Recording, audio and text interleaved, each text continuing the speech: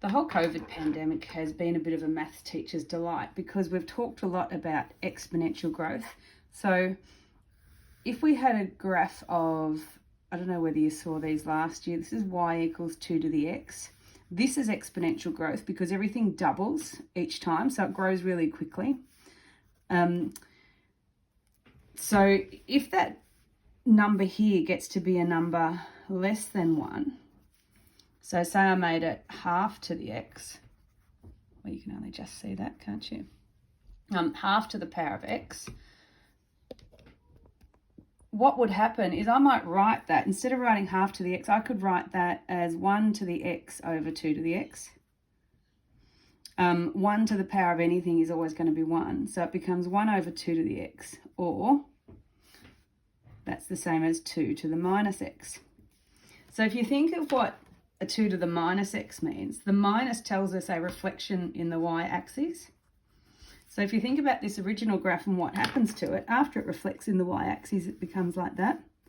So what we want to do is, if we can get exponential growth to a half, actually everything's getting smaller. So that's how that graph works. And what we're going to look at today, to the power of x, is the natural exponential function. And the natural exponential function is e to the x. Now, e is a bit like pi. Same, but different. It has a specific value. It is 2.7182, blah, blah, blah, blah, blah. It goes on forever, just like pi does. So I always think pi is 3.142 approximately. E is 2.7. So E is a little bit less than 3. Pi is a little bit more than 3. Because when you don't have a calculator, sometimes you'll have to do a little bit of an approximation. So what we're going to do is learn how to define a derivative of e to the x. And I don't think I've talked about e to the x, but e is just a number. So it's like 2 to the x or half to the x, but it's e to the x. So 2.71 to the x.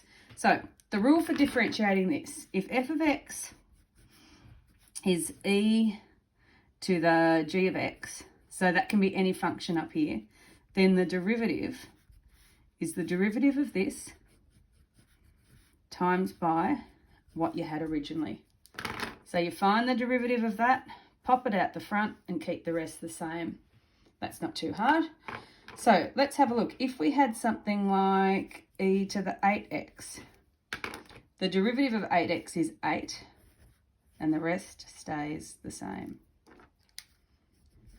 If we had 3e to the minus 2x plus x squared, I really should label that, then dy dx would be the derivative of this, which is minus 2, times that out the front, keep this the same, and then just find the derivative there as normal. And the third one we're going to do, this is going to have a bit of everything. Oh, that was meant to be red. Hang on. 3e to the 2x minus e to the x plus 3 on 6e to the 2x. As soon as we have fractions, it's always a bit of a bother, isn't it? But what I'm going to do is separate it out.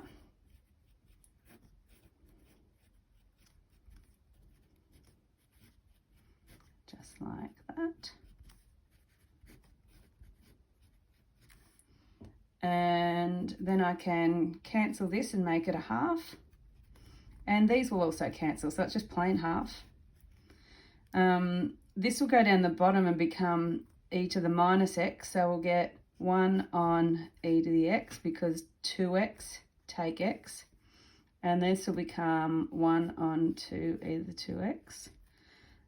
We don't like differentiating fractions, so we'll just make it a half minus e to the minus x plus a half e to the minus 2x. Don't know whether you can quite see that. There you go. Right, so that's what the function is simplified. And now we're going to find the derivative, if I can squeeze it in the bottom here. Half derivative, that is nothing, because that's like x to the 0, so times 0. And I go, what's the derivative of negative x? That would be negative 1. So negative 1, so that would be e to the minus x plus, and this will be a half times by minus 2 e to the minus 2x. So that'll cancel, and we'll get e to the minus x minus e to the minus 2x.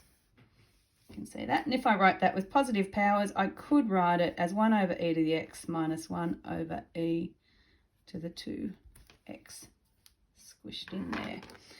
This would be fine. This is also fine.